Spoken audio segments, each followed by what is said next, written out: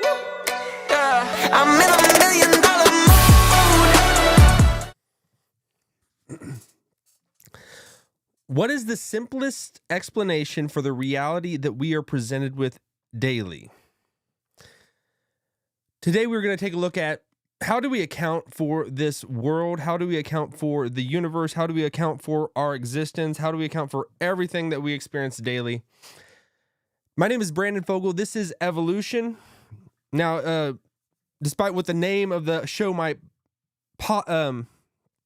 sound like, I do not believe in actual macroevolution in the sense that we evolved from apes. But a lot of people do believe that. A lot of people do believe that. My evolution is greater that I believe in. The evolution that we will experience in as humanity in the hereafter. So today we are going to take a look at how do we account for the this existence that we're experiencing. And I'm going to pull from, and we're going to look at this guy. His name is Occam. And we're going to look a little bit about his history. It's called Occam's razor, and it's the most simple explanation for something is usually the correct one. Occam's razor is a problem-solving principle, also known as the principle of parsimony, that suggests the simplest explanation for a phenomenon is usually the most likely to be correct. All right, and we're gonna pull up. We're gonna go to old faithful Wikipedia, and try to find out who is this guy and who is this guy. We're just gonna get a little bit of a history. Let me switch screens real fast. All right, Occam's razor, and I put the link in the description, but everybody knows what Wikipedia is. It's taken the world by storm. All right, William Occam. I guess it's William of Occam. He lived in 1287 and he died in 1347. He was an English Franciscan friar and theologian, an influential medieval philosopher, and a nominalist. His popular fame as a great logician rests chiefly on the maxim attributed to him and known as Occam's razor. And this is the main point. The term razor refers to distinguishing between two hypotheses, either by shaving away unnecessary assumptions or cutting apart two similar conclusions. All right, so how do we get down to the bare bones? And this is what I am theorizing, what I am postulating, what I am putting forward is the most simple explanation for our universe that we can count for is, I'm going to say it, the G word, God. He is the best explanation for everything that we experience daily and why we are here. It only makes it because I was thinking about this the other day. We overcomplicate things in life, in all aspects of life. We overcomplicate everything, and we make things a lot harder than they should be. And I think when we think about just the purpose of life, the meaning of life, why we are here, because we didn't just choose to be born one day, but why we are here, the best, simple, natural explanation, I believe, is God. And we're going to look at 4 major points that I'm going to show that this is the reason for this, why God is the simplest, the best explanation, because we always talk about we're always searching for a higher life form, something out there. There's got to be something. There's got to be aliens in the sky that are watching our lives. There's got to be something. There's got to be some simulation that we're plugged into, and the only way there's a simulation is if we're behind a screen somehow, and people are or see, or something is watching us live out this existence, and we're just experiencing it in our senses, but we're actually just plugged in, and what we're experiencing is almost a hyper virtual reality. I mean, why we have this drive and this tendency that we love virtual reality, and we want to play games that are so real when the life in general is like the ultimate virtual reality. And that's why I mean, if I didn't believe in God, wasn't a Christian, I would fall back on the simulation. And in a sense, Christianity is kind of like a simulation. God planned everything ahead of time in advance. And we're just living out this book that he has written the script for. We are There's predestination. There's God ordaining everything. There's God's providence. It's a script, like free will, so, God's sovereignty. How does this all go together? And so, I mean, simulation is what I'd fall back on if I wasn't a Christian, and it kind of is a simulation in a sense. But all right, if we want to remove all the complexity, let's go down to the bare bones of it. And I would say number one, to explain the existence of God, the complexity of the universe, that alone. And I've seen videos by someone I highly respect and I like and I enjoy watching, Alex O'Connor. I'm always watching his stuff, and him explaining and saying that how the universe is together, that if we were only just one inch closer to the moon or the sun, and everything would fall apart, everything would dissolve, everything would just go to complete chaos. We would not be able to live, because that if the moon was so much further away, or we were so closer to the sun, or so far away, it's like we were in the pristine, perfect position. And he did something that has just baffled me. When he took that, because I look at that and I'm like, my God, how are we able to even walk around outside? How is rocks and everything just going chaos? How is this? It's just a perfect. Everything is just so perfect and settled, And he took it a different way. He said that. Why would God, if God is real, why would he make it that way? Why would he put us on just like the knife's edge that we could just fall off one way or the other? Why would he? And he flipped it. He flipped that whole argument, and the whole that did not make sense to me. But there is a complex nature in the universe, a very complex nature in the universe. I mean, you look at all the animals, you look at the stars, the cosmos, everything that is out there. It's just. There's so much to it, and just like the intricate nature, we look at the vast expansion of the universe, it's just infinite. It seems like it just goes on forever. But then if you get to the microscopic level of our cells and the atoms of our bodies, the molecules, and somehow everything is just being held together. Somehow everything is just being put together. These molecules are just staying together for some reason. I'm not just turning into sand right before you, but I'm somehow staying a cohesive unit of a human being and not just becoming nothing, just becoming wind and liquid, and just what is holding this all together? But because there are so many, our body is made up of these atoms and these molecules, the DNA of our body is just so intricately woven.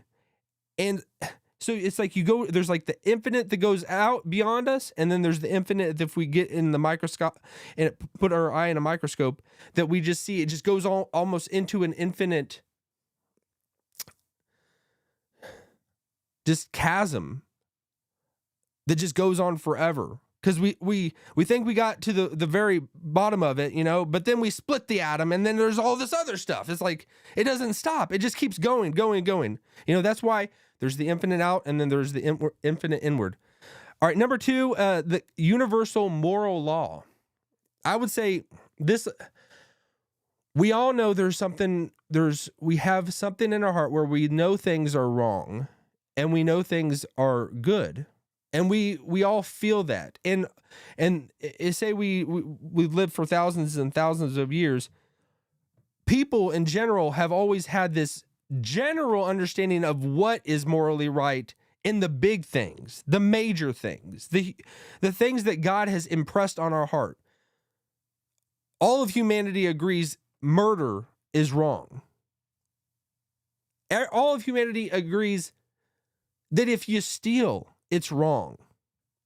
Say somebody's walking down the road and you try to trip them, that would be wrong. That would be wrong. And that person would be like, what the heck are you doing, man? What's up? But say you accidentally tripped them. You didn't even mean to. They might be upset for a second, but they're like, oh, I get it. You didn't mean to. You didn't have an evil, some thought that pushed you into trying to mess up my day, We all understand there's something, whatever it is. And I battled through that before I became a Christian, and I can see it clearer now that I am a Christian, that the explanation is God has given us all. He has put some moral law on our heart where we know there is an ought. There is we should do something. We can't always agree to the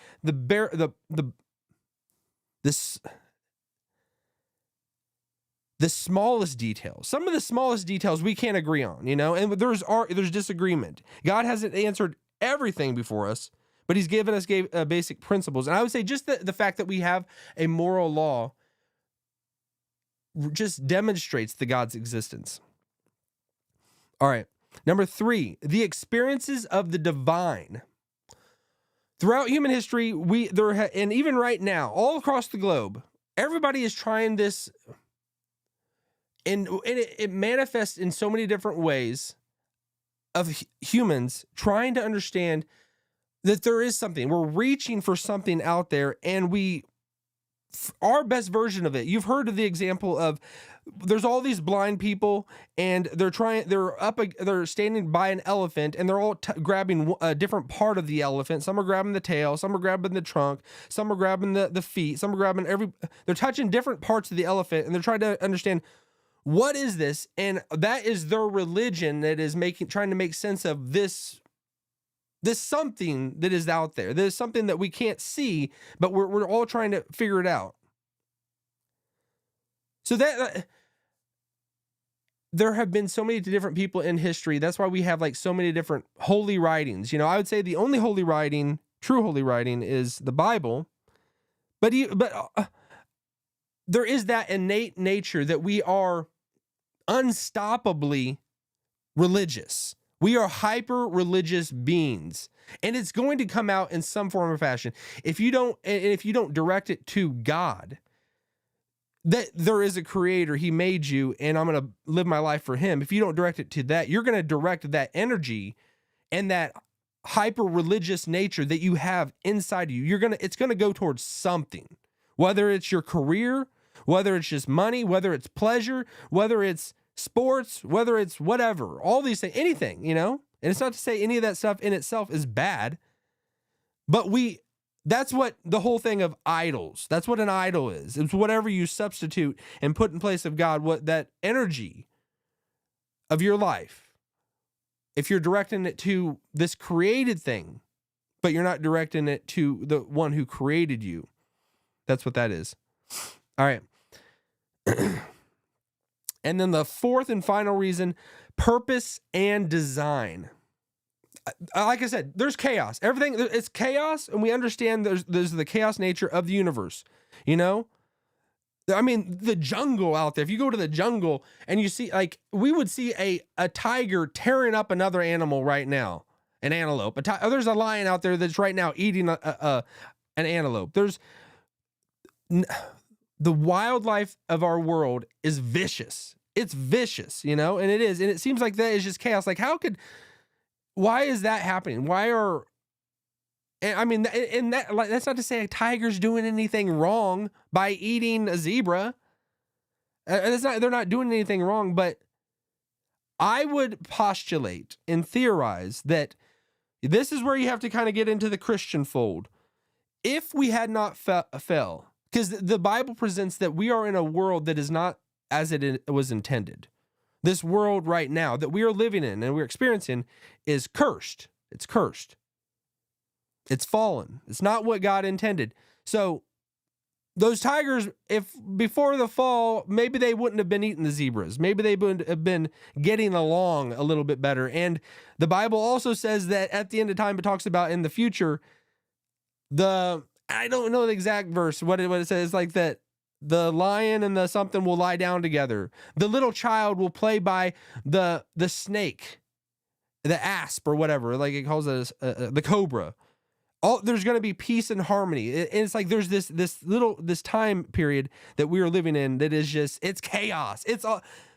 But in all of it, we can understand and we can still see design. We can see the animal kingdom is built the way it is at least still now, even though we're in a chaotic time, God has still made it so everything works together. You remove a bee from our ecosystem, and things start messing up. If you start removing something out of its natural habitat, for some reason there is design and cohesion between all of life, between humans, between animals out there.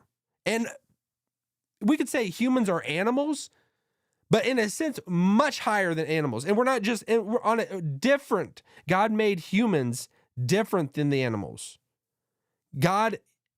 He made us so that we were to have dominion over all the animals. That's the way he made it. That's how the Bible lays it out. But and then finally, there is purpose and design, but there is purpose that we have in this life because we are all seeking it. Say that like everything in your life is going great and you're going towards whatever it is that you're striving towards. You want to build a great family. You want to build a great empire or career, whatever it is. But then say something happens in your life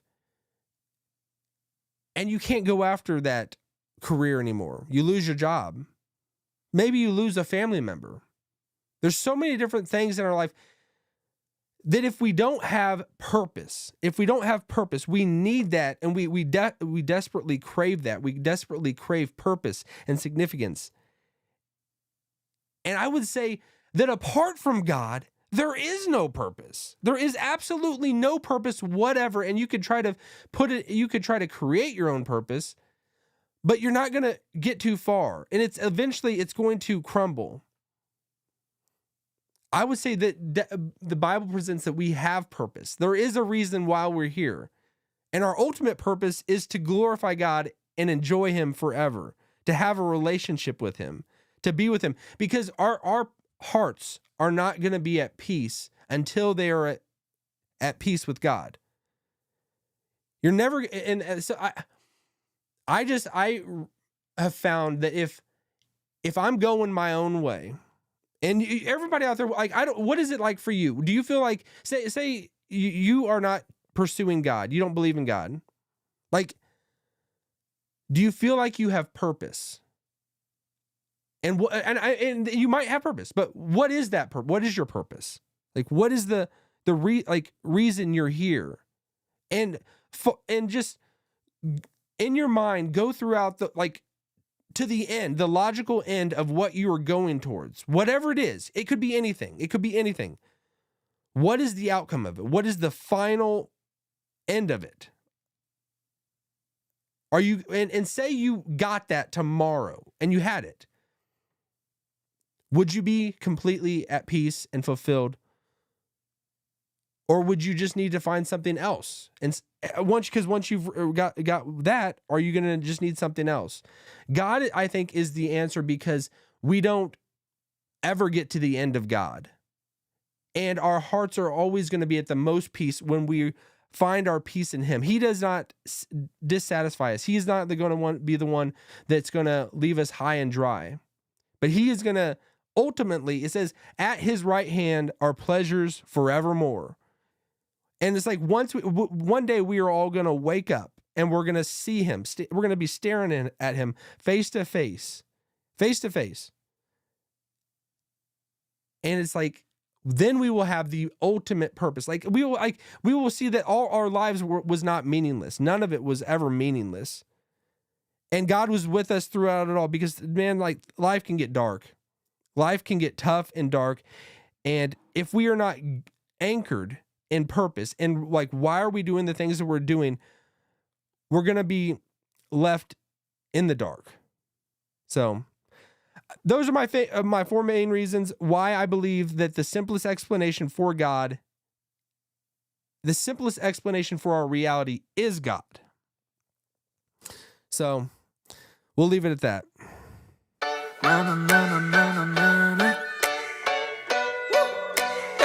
I'm in